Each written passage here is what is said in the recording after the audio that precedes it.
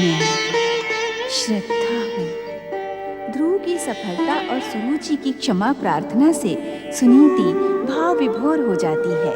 उत्तेजित राहु के सामने शनिदेव और दैत्य गुरु मित्रता की शपथ लेते हैं। भक्तराज ध्रुव की जय जयकार से कंपिला राज्य गूंज उठा। ध्रुव की विनम्र प्रार्थना से प्रसन्न उत्तानपाद अपना निर्णय बदलते हैं।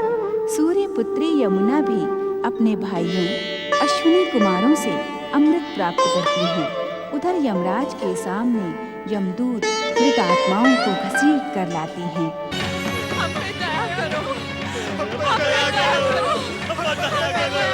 देखते क्या हो यमदूतों, घोड़े लगाकर इन मूर्खों को शांत करो।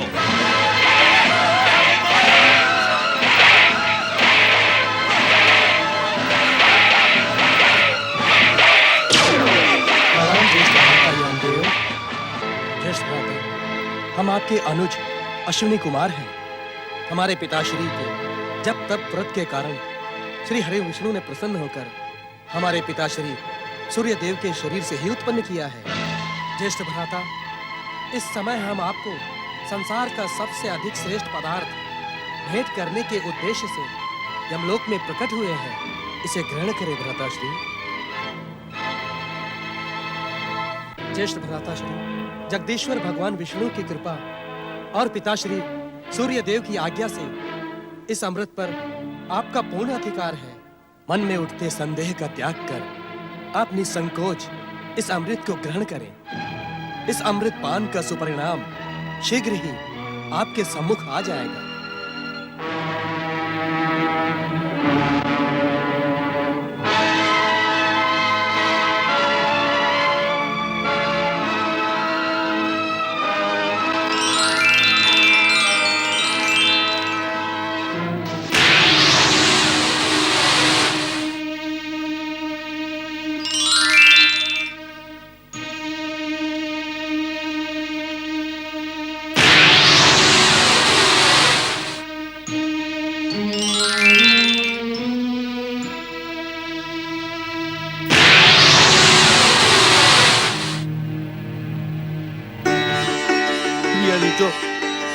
इस अमृत का पान करने से मेरे मन में दया और प्रेम की भावना जागृत हो रही है। ज्येष्ठ भ्राताश्री, इस अमृत की दिव्यता से ये मृत प्राणी भी पुनर्जीवित हो सकते हैं।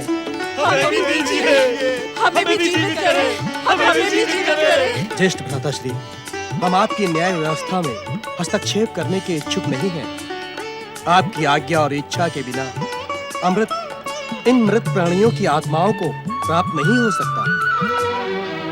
भैया यमराज, यदि आप आज्ञा दें तो हम आपसे एक निवेदन करने के इच्छुक हैं। अवश्य अवश्य अश्विनी कुमारों, कहो तुम क्या कहने के इच्छुक हो।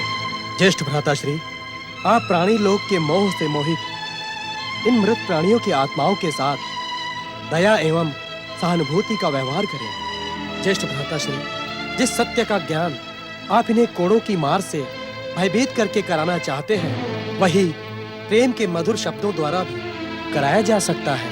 क्रोध, प्रतिशोध और हिंसा की आयु तो क्षणिक होती है, किंतु प्रेम तो आदि और अनंत है। प्रेम के मधुर शब्दों से ये दया की पात्र मृत प्राणियों की आत्माएं अनिवार्य मृत्यु की भयानक पीड़ा से मुक्त हो सकेंगी। ज्येष्ठ भ्राता, आप इन्हें जन्म मृत्यु, आत्मा परमात्मा, पाप पुण्य के रहस्य और तत्वों का ज्ञान करा सकते हैं। भ्राताश्री, ये मृत प्राणियों की आत्माएं आपके दंड की नहीं, कृपा और दया की पात्र हैं। तुम दोनों का कथन पूर्ण सत्य है, किंतु हमारे कथन पर संदेह न करें ज्येष्ठ भ्राता। यदि आप इन मृत प्राणियों की आत्माओं से प्रेम पूर्ण व्यवहार करेंगे तो प्राणी लोक में सत्कर्मों का उदय होगा। यमलोक के व्यवहार की सुगंध से प्राणी लोक का प्राणी सत्कर्मों और जप तप व्रत की ओर प्रेरित होगा। महाराज, इन मृत आत्माओं ने दुष्कर्म कम, सत्कर्म अधिक किए। मृत आत्माओं संसार की न्याय व्यवस्था के कारण हमें शरीर से प्राणों को निकालने का कठोर कार्य करना पड़ता है, किंतु आप दुखी ना हो। पूर्व कर्मों के अनुसार आपको यहाँ न्याय प्राप्त होगा। यमराज जी की जय हो। आपने जो सत्कर्म किए हैं, आपको उसके सुख की प्राप्ति होगी, और जो दुष्कर्म किए हैं, उसकी पीड़ा आपको भुगतनी पड़ेगी, जो भविष्य के जन्मों में आपको सत्कर्म करने के लिए प्रेरित करेगी। यमराज जी की जय हो। अनुज अश्विनी कुमारों, मैं तुम दोनों पर बहुत प्रसन्न हूँ। कहो, मैं तुम्हारा क्या प्रिय करूं? ज्येष्ठ भ्राताश्री, यदि सत्य ही आप हम पर प्रसन्न हैं, तो शीघ्र ही हमारी बहन देवी यमुना को अपने दर्शनों से धन्य करें। हाँ भ्राताश्री, बहन यमुना आपके दर्शनों के लिए आतुर है। बहन यमुना का संदेश सुनाकर तुम दोनों ने मेरे हृदय को आनंद से और भर दिया है। तुम दोनों का कल्याण हो। प्रणाम। चित्रगुप्त जी, आज्ञा स्वामी। मेरे लौटने तक यम नियमों का नियम पूर्वक पालन कीजिएगा। मैं बहन यमुना से भेंट कर शीघ्र ही हम लोग लौटूंगा। जो आज्ञा स्वामी।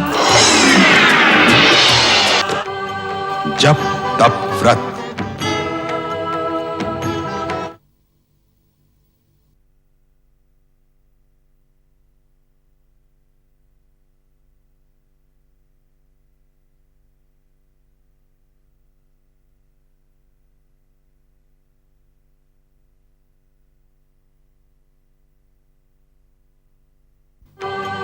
जप तप व्रत। मैं यम भैया से मिलने की आतुर हूँ। क्या अश्विनी कुमारों ने यम भैया तक मेरा संदेश नहीं पहुँचाया?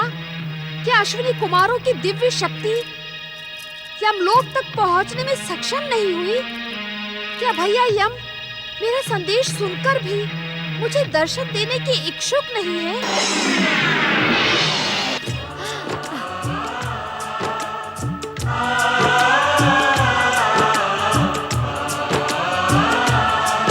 बहन यमुना, उद्विग्न ना हो।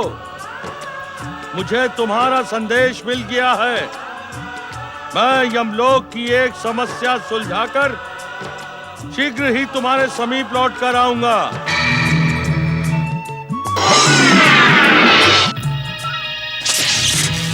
विचलित ना हो बहन यमुना, यम भैया शीघ्र ही आपके समीप आएंगे।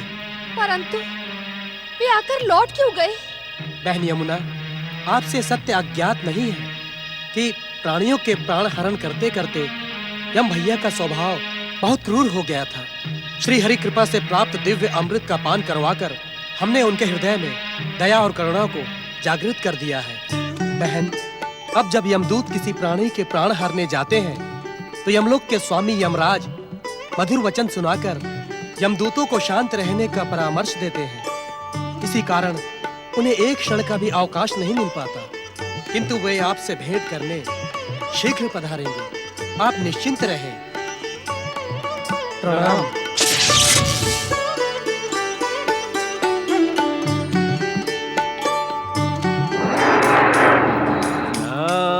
नारायण नारायण।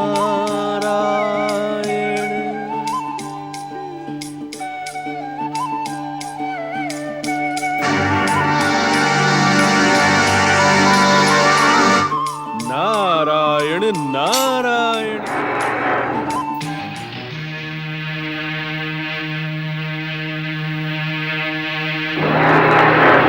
नारायण नारायण। जिनके अट्टहास का स्वर बिना बात को संसार में गूंजता रहता है, वो आज इस प्रकार निराश, शांत और उदास क्यों है? नारायण नारायण। जगदीश्वर भगवान विष्णु के इच्छा संसार में शनिदेव के पनौती के नाम से प्रसिद्ध ढैया और साढ़े साथी तुम्हारी उदासी का रहस्य जानने को नारद का जिज्ञासु मन विचलित हो रहा है। शनिदेव के अनुचरों, अपनी उदासी का कारण तो मुझे बताओ। शनि भक्तों, क्या तुमने भाग्य विधाता शनिदेव को प्रसन्न करने के लिए मौन व्रत धारण कर लिया है? तुम मेरी बात का उत्तर क्यों नहीं देते? नारायण नारायण। भैया साढ़े साथी, मेरी बात का उत्तर तो दो। भक्तराज नारद जी, शनिदेव की पनौती के रूप में विख्यात ढैया और साढ़े साथी को मौन देखकर आप चकित न हो।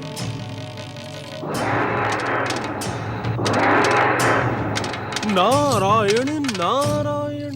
हाँ नारद जी, अब इन दोनों की वाणी सदा सदा के लिए मौन हो गई है। अर्थात ये कि हमारी इच्छा मात्र से भैया और साढ़े साथी एक शब्द भी बोल नहीं पाएंगे।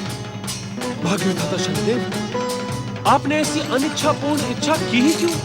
नारायण नारायण। आप तो इस सत्य से परिचित हैं नारद जी कि इस संसार में हम भाग्य विधाता शनिदेव प्राणियों के दंड का निर्धारण करते हैं।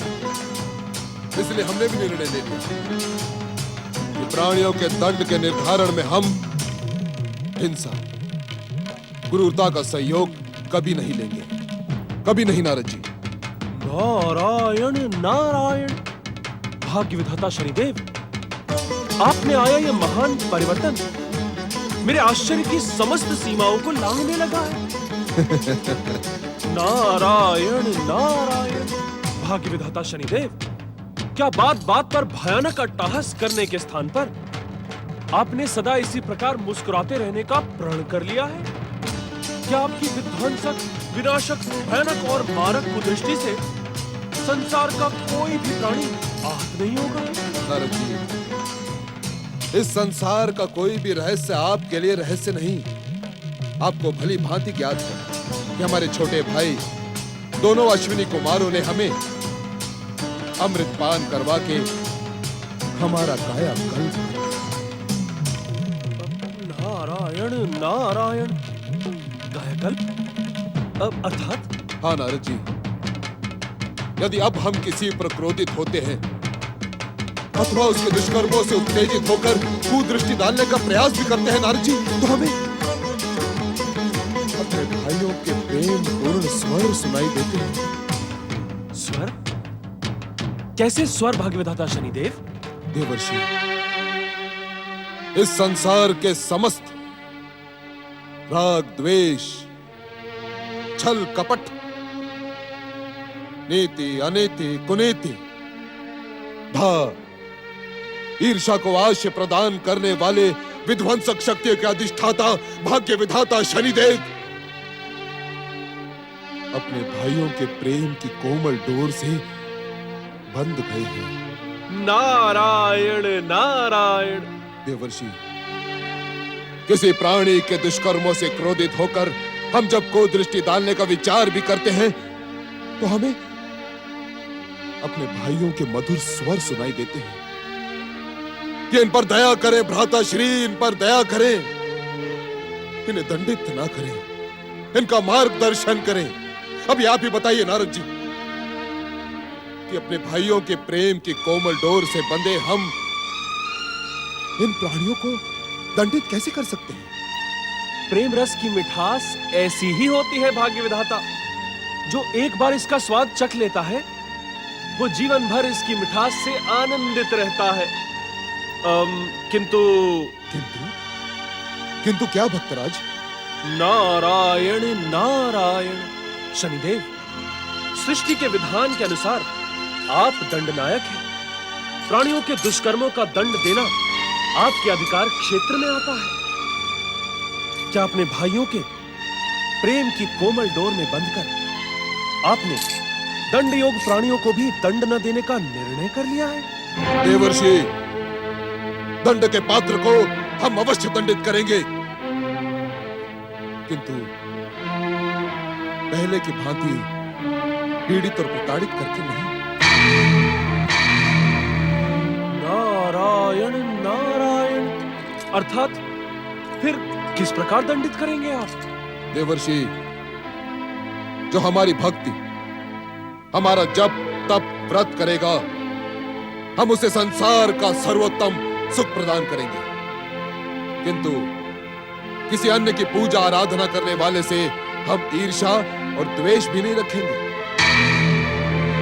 इससे ना ही केवल हमारे भक्तों को हमारी भक्ति की शक्ति का परिचय प्राप्त होगा, अपितु वे हमारे भक्ति में सदा सदा के लिए लीन हो जाएंगे। नारायण नारायण। भागीदाता शनिदेव, क्या इसी कारण आपकी पनौती के रूप में विख्यात धैया और साढ़े साती की आपको आवश्यकता नहीं? क्या इसी कारण आपने इन्हें वाणीहीन कर दिया है? धन्य आप नारद जी, धन्य हैं। अनुमान लगाने में आप कभी भी चूक नहीं करते। आपका कल्याण हो।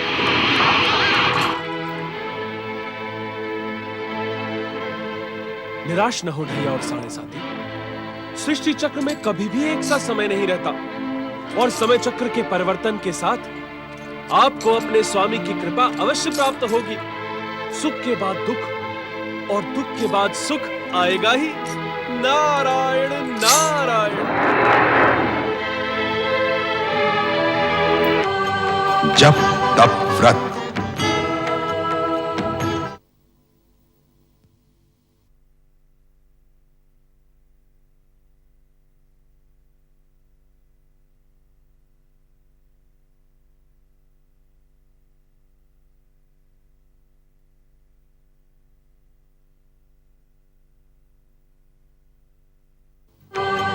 जप तप व्रत।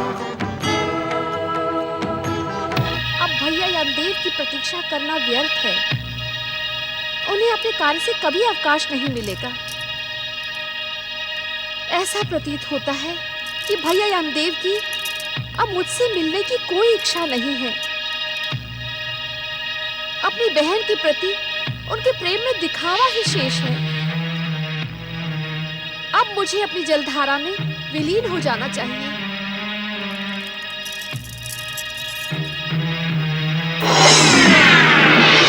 अपने भाई की व्यस्तता के कारण रुष्ट ना हो बहन, हमें क्षमा कर दो।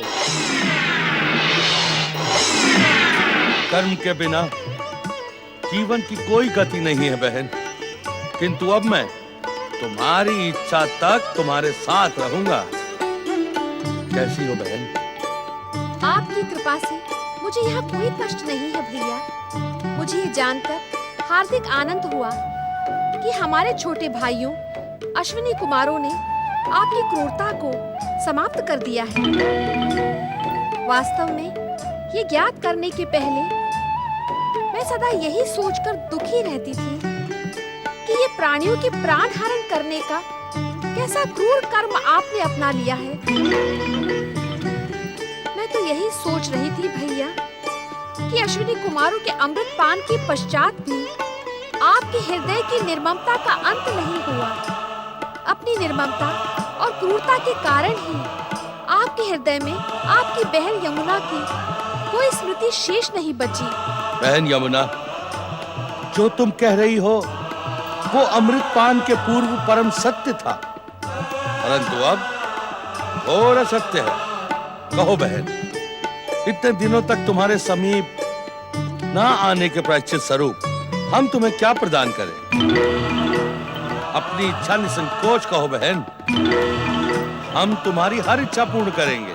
भैया, यदि आप सत्य ही मेरी इच्छा पूर्ण करने के इच्छुक हैं, तो सर्वप्रथम मैं अपने हाथों से बनाया स्वादिष्ट भोजन आपको कराना चाहूंगी। ज्ञात नहीं भैया, अपने कार्यों में व्यस्त रहने के कारण आप ठीक से भोजन कर पाते हो अथवा नहीं। सत्य कहिए भैया, आपने अब तक विवाह किया या नहीं? आपको प्रेम से खिलाने वाला कोई है अथवा नहीं? बहन यमुना, इस विषय में निर्णय मुझे नहीं, विधाता को करना है। आपके विषय में विधाता के इस निर्णय की मुझे भी प्रतीक्षा है। तो चले भैया, यमुना के जल महल में चलकर भोजन ग्रहण कर लीजिए। अवश्य।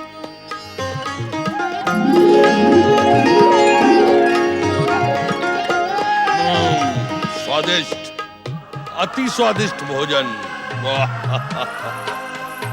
लो भैया, भोजन के पश्चात इन स्वादिष्ट फलों का सेवन करो। उत्तम, अति उत्तम। मांगो बहन यमुना, अपनी इच्छा अनुसार कोई भी वरदान मांगो। आज तुमने स्नेह पूर्वक भोजन करवा के भाई और बहन के प्रेम का नया आदर्श स्थापित किया है। अपनी बात निसंकोच कहो, कहो बहन। यदि आप इस समय सत्य ही प्रसन्न हैं, तो मुझे ऐसा वरदान प्रदान करें कि संसार के समस्त भाई बहनों के मध्य सुख, समृद्धि और कल्याण का शुभारंभ हो। मैं कुछ समझा नहीं बहन यमुना, अपनी बात स्पष्ट कहो। भैया, आज कार्तिक शुक्ल की द्वितीय तिथि है। मेरी इच्छा है कि आज की तिथि यम द्वितीया के नाम से प्रसिद्ध हो। तथास्तु। आज के पश्चात कार्तिक शुक्ल की द्वितीया तिथि को संसार यम द्वितीया के साथ साथ भाई दूज के रूप में भी जानेगा। भैया, ऐसी भी कृपा करें कि आज के दिन जो भाई अपनी बहन के घर भोजन करने आए, उसे उसके कष्टों से मुक्ति तथा सुख व समृद्धि प्राप्त हो। तथास्तु। बहन यमुना, जो भाई आज के दिन अपने बहन के घर में भोजन करने के पश्चात उसे वस्त्र तथा आभूषण उपहार स्वरूप देगा, उसे यमराज की प्रसन्नता के कारण स्वप्न में भी अकाल मृत्यु का भय नहीं होगा। किंतु भैया, यदि किसी भाई की छोटी बहन ना हो, तो वो क्या करेगा? वो आपकी कृपा और इस वरदान का लाभ कैसे प्राप्त करेगा? यदि छोटी बहन ना हो, तो वो बड़ी बहन के यहाँ जाए, और यदि बड़ी बहन भी ना हो, तो वो सौतेली बहन के घर जाए। और यदि किसी की सौतेली बहन भी ना हो, तो वो क्या करें? ऐसी स्थिति में पुरुष किसी भी स्त्री को मन, वचन और कर्म से अपनी बहन स्वीकार करे और यम द्वितीया के दिन उस मुंह बोली बहन के घर जाकर भोजन करके उसे उपहार दे। भैया, बहन यमुना, यदि आज के परम पावन दिन किसी पुरुष को अपनी बहन मिले ही ना, तो वो गाय अथवा नदी को अपनी बहन मानकर उसका दूध अथवा जल ग्रहण करे, उसे उपहार दे। यदि ऐसा भी संभव ना हो, तो वो वनश्री को अपनी बहन मानकर वृक्षों के फलों को ग्रहण करे और उपहार स्वरूप वन में एक वृक्षारोपण करे। आप धन्य है भैया। आपने आज के महत्वपूर्ण दिन के अनुरूप अनुष्ठान की सारी संभावनाएं स्वयं ही व्यक्त कर दी। अब कार्तिक शुक्ल द्वितीया के दिन हर भाई दूज व्रत का पालन अवश्य करेगा। बहन यमुना, यदि आज के दिन कोई भाई इस यम द्वितीया के दिन के महत्व की उपेक्षा करने का दुस्साहस करेगा, तो हमारे क्रोध के कारण उसका जीवन संकट के भयानक भ्रम जाल में उलझ जाएगा। उस पर अकाल मृत्यु का भय सदा मंडराता रहेगा। आप धन्य हैं भैया। ये बंधन लगाकर आपने यम द्वितीया की व्रत और भाई दूज की सफलता निश्चित कर दी। आपकी जय हो। बहन यमुना, निस्संदेह तुम्हारी चतुराई प्रशंसनीय है। मैं कुछ समझी नहीं भैया। मेरी व्यस्तता के कारण तुम्हें प्रतीक्षा न करनी पड़े, इस कारण तुमने अपनी स्नेह की डोर का बंधन मेरे ऊपर भी लगा दिया है। अब प्रत्येक वर्ष यम द्वितीया के दिन मुझे तुम्हारे हाथ का बना स्वादिष्ट भोजन खाने यहाँ आना ही पड़ेगा। जप तप व्रत।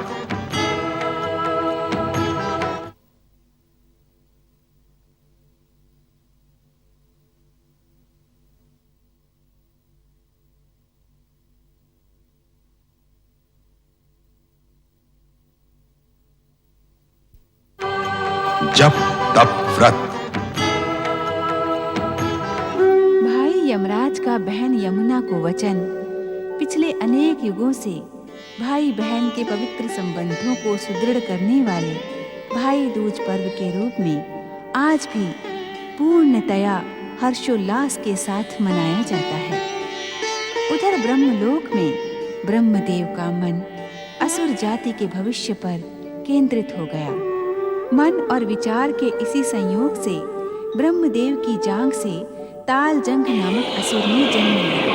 तालजंघ ने ब्रह्मदेव को चकित करते हुए कहा, परमपिता ब्रह्मा जी, अपने पुत्र तालजंघ का प्रणाम स्वीकार करें। तालजंघ, जंघा पर ताल देने के कारण तुम प्रकट हुए हो, इसलिए तुम्हारा नाम तालजंघ उचित है। किंतु क्या पिताश्री? तुम अनायास ही प्रकट हुए हो। मैंने तुम्हें अपनी इच्छा से प्रकट नहीं किया है तालजंघ। निसंदेह, किंतु अब तो मैं प्रकट हो ही गया। अब आप मुझे आज्ञा दें पिताश्री, मुझे क्या करना है? ऐसा प्रतीत होता है कि जगदीश्वर भगवान श्री हरि विष्णु किसी नई घटना का प्रारंभ करने वाले हैं तालजंघ। नई घटना? मैं कुछ समझा नहीं पिताश्री। अपनी इच्छा मात्र से इस संसार को जन्म देने वाले जगदीश्वर भगवान श्री हरि विष्णु की इच्छा के बिना इस संसार में कुछ नहीं घटता है तालजंघ। घटना ना घटना सब ठीक है पिताश्री, परंतु कृपया मुझे आप ये बताने का कष्ट करें कि मैं दानव हूं, मानव हूं या फिर देवता हूं? क्या मुझे भी आपके मानस पुत्रों के समान स्थान मिलेगा?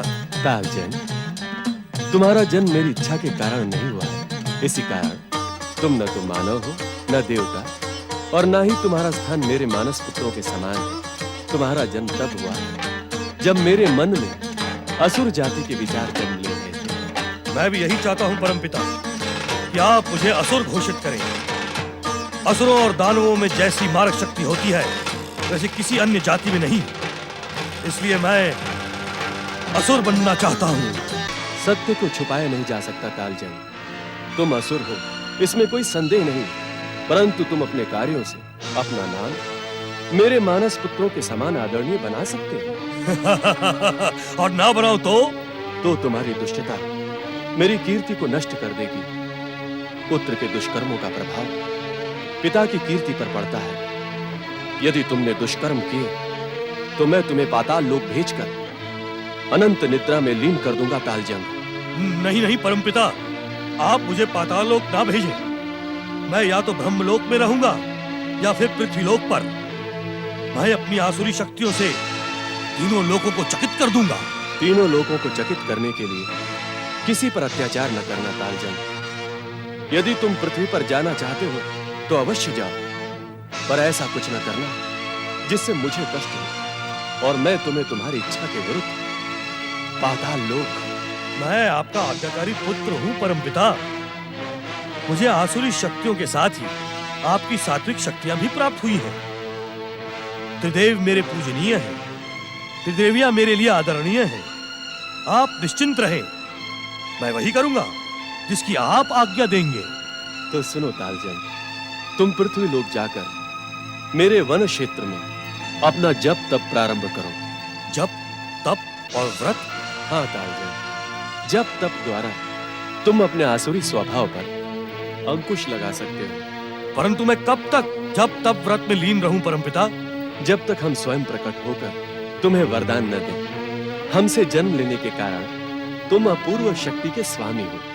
जप तप करते समय युगों तक तुम्हें भूख प्यास नहीं सताएगी तालजंघ। परंतु मैं जप तप कैसे करूं, कहां करूं? तुम निरंतर मेरे नाम का जाप करना, इसमें तुम्हें अपार शांति मिलेगी। जब तुम्हारा जप तप संपूर्ण होगा तब मैं स्वयं प्रकट होकर तुम्हें तुम्हारा इच्छित वरदान प्रदान करूंगा। वो तो आप अभी भी कर सकते हैं पिताश्री। मैं आपका आज्ञाकारी पुत्र हूं। क्या आप अपने पुत्र की इच्छा पूर्ण नहीं करेंगे? प्रश्न इच्छा का नहीं है तालजंघ, प्रश्न कर्तव्य का है।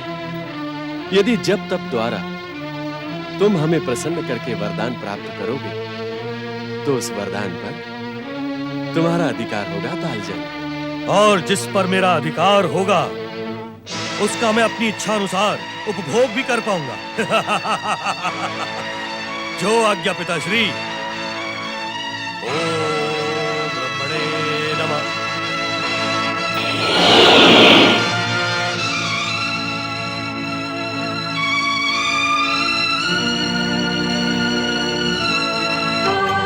जप तप व्रत।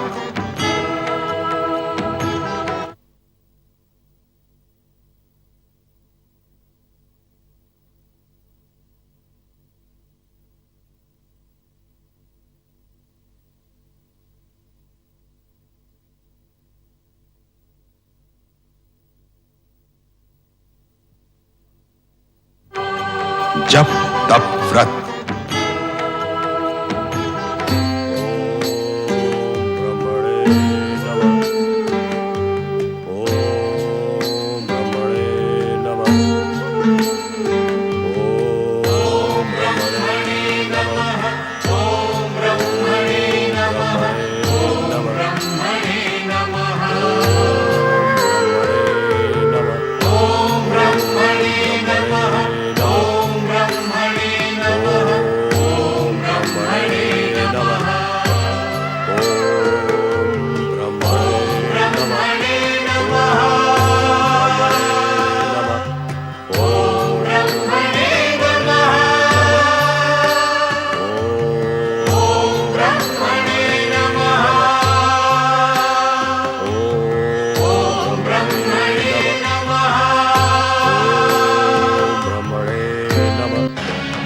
तुम सत्य कह रहे हो राहु, पर मुझे तुम्हारी बात पर विश्वास नहीं होता। किंतु मुझे इस बात पर विश्वास नहीं होता दैत्य गुरु कि शिव भक्ति में लीन आपका मन इतना भ्रमित हो गया कि दैत्य सेनापति राहु की बात पर भी विश्वास नहीं। तुम अन्यथा सोच रहे हो राहु, तुम्हारी बात पर विश्वास करने का कोई कारण नहीं है। मैं तो भोलेनाथ के संकेत को लेकर चकित हूँ। इसमें चकित होने जैसी क्या बात है दैत्य गुरु? भोलेनाथ ने तो स्वयं ही आपसे कहा था कि दैत्य जाति के उत्थान का उचित समय आने पर वे स्वयं संकेत देंगे। स्मरण करें दैत्य गुरु, स्मरण करें। मुझे कुछ भी स्मरण करने की आवश्यकता नहीं है राहु, सब स्मरण है मुझे। क्या दैत्य जाति के उत्थान का उचित समय आ गया है? समय के उचित और अनुचित का निर्णय आशुतोष शिव से अधिक और कौन कर सकता है दैत्य गुरु? मुझ पर विश्वास करें। मेरु वन में ब्रह्मदेव की तपस्या करता वो असुर निश्चित ही असुरों के आराध्य भगवान शिव का संकेत है दैत्य गुरु। दैत्य गुरु, भगवान शिव की कृपा से प्राप्त ये अवसर सोच विचार में ही न गंवा दें। मुझे पूरा विश्वास है कि मेरु वन में तपस्या करता ये असुर दैत्य जाति का तारक सिद्ध होगा। राहु में निर्णय नहीं कर पा रहा, किस उचित अवसर का लाभ दैत्य जाति कैसे उठाए? आप अपने मन की दुविधा का त्याग करें दैत्य गुरु। मेरु वन क्षेत्र में तपस्या करते उस असुर को अपनी शक्तियों से संपन्न करें, जिससे पाताल में पड़ी अचेत दैत्य जाति का उत्थान हो। राहु, क्या इस कार्य में विध्वंसक शक्तियों की अधिष्ठाता भाग्य विधाता शनिदेव का सहयोग नहीं लेना चाहिए?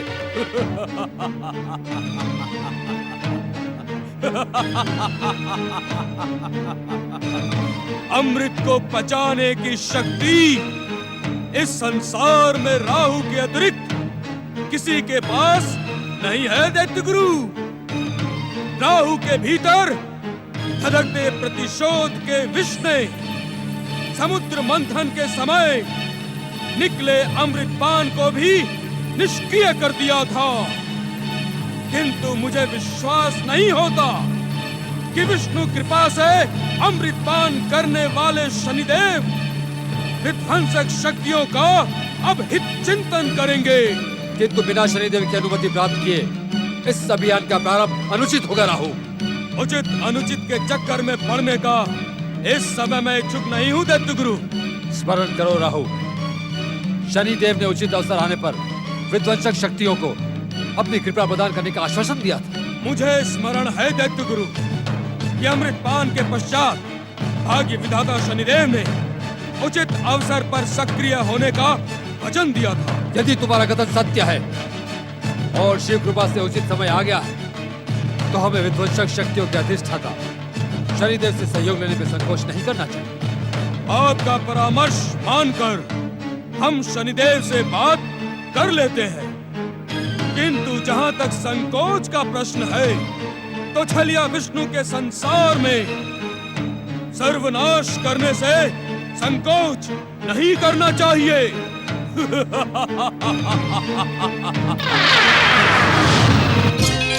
महादेवी लक्ष्मी, मेरु वन का वो असुर आपकी ही नहीं सारे संसार की उत्सुकता का कारण बन गया है। राहु जैसी स्वार्थी शक्तियां उससे अपने स्वार्थ का हित चिंतन साधने की रणनीति बनाने लगी है। स्वामी, ब्रह्मा जी की जांग से उत्पन्न ताल जंग का भविष्य क्या होगा? क्या राहु जैसी स्वार्थी शक्तियां उससे अपना हित साधने में सफल होंगी? ओम लक्ष्मी नारायणाभ्याम नमो नमः। देवर्षि नारद, आप जो प्रश्न लेकर बैकुंठ में उपस्थित हुए हैं, वो प्रश्न तो आपकी माता लक्ष्मी ने हमसे पहले ही पूछ लिया है। हाँ नारद, वे असुर ब्रह्मा जी द्वारा अपनी जांग पर ताल देने से उत्पन्न ताल जंग है, किंतु वे ब्रह्म आराधना से क्या प्राप्त करेगा, उसका उत्तर तो बैकुंठपति ही देंगे। नारद, ताल जंग की उत्पत्ति और ब्रह्मा आराधना से देवराज इंद्र का सिंहासन डोलने लगा है। किंतु क्या प्रभु?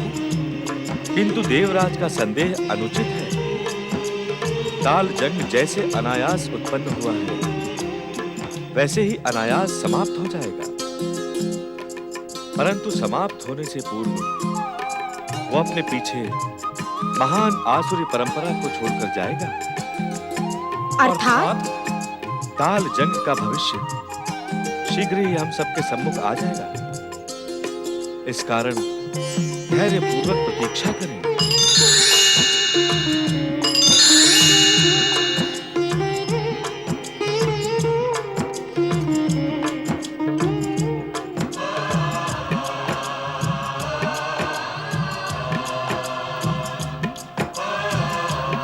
माता, प्रभु वैकुंठपति का ये उत्तर तो हमें और अधिक उलझन में डाल गया। देवर्षि, स्वामी का हर उत्तर उनकी लीला के समान रहस्यमय होता है।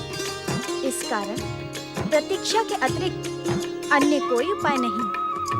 नारायण नारायण, प्रतीक्षा करना तो नारद का स्वभाव ही नहीं है माता, किंतु जैसी प्रभु की इच्छा।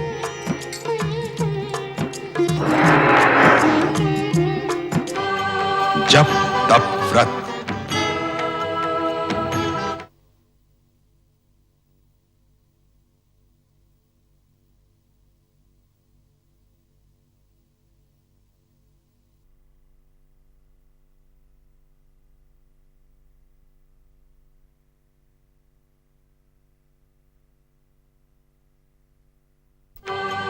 जप तप व्रत।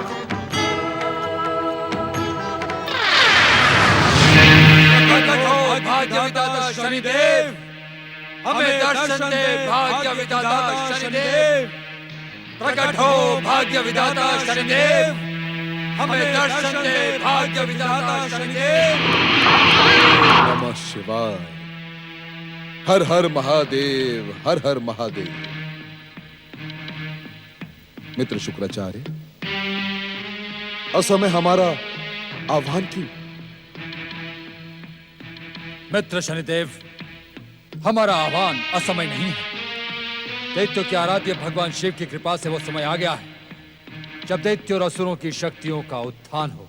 अर्थात क्या सतयुग का भक्तिमय युग समाप्त हो गया? भाग्य विधाता शनिदेव, दैत्यों के आराध्य भगवान शिव की कृपा युग और काल की सीमा से परे है। अपने भक्तों पर कृपा करने के लिए महादेव ने मेरु वन क्षेत्र में एक असुर को प्रकट कर दिया है। शनिदेव, दैत्य सेनापति से मेरु वन क्षेत्र में ब्रह्मदेव की आराधना में लीन उस असुर के विषय में सुनकर मेरा देव द्वेष जागृत हो गया है। परंतु आपकी इच्छा के बिना विध्वंसक शक्तियां सक्रिय नहीं हो सकती।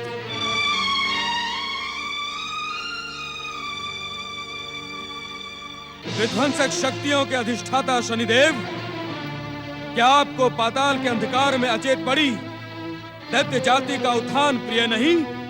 क्या आप भी विष्णु की कृपा से प्राप्त अमृत का पान करके छलिया देवताओं के संगठन में सम्मिलित हो गए हैं? उत्तर दें भाग्य विधाता शनिदेव, उत्तर दें। ये प्रश्न दैत्य सेनापति राहु नहीं, अपितु असुर जाति का भविष्य पूछ रहा है। हर हर महादेव। राहु, यदि भगवान शिव ने दैत्य जाति के उत्थान का संकेत दे दिया है, तो मुझे दैत्य जाति पर कृपा करने में तनिक भी दुविधा नहीं। जय जय शनिदेव, जय जय शनिदेव। किंतु दैत्य जाति पर कृपा करने से पूर्व भाग्य विधाता शनिदेव मेरु वन के उस असुर को देखने की इच्छुक है। हर हर महादेव।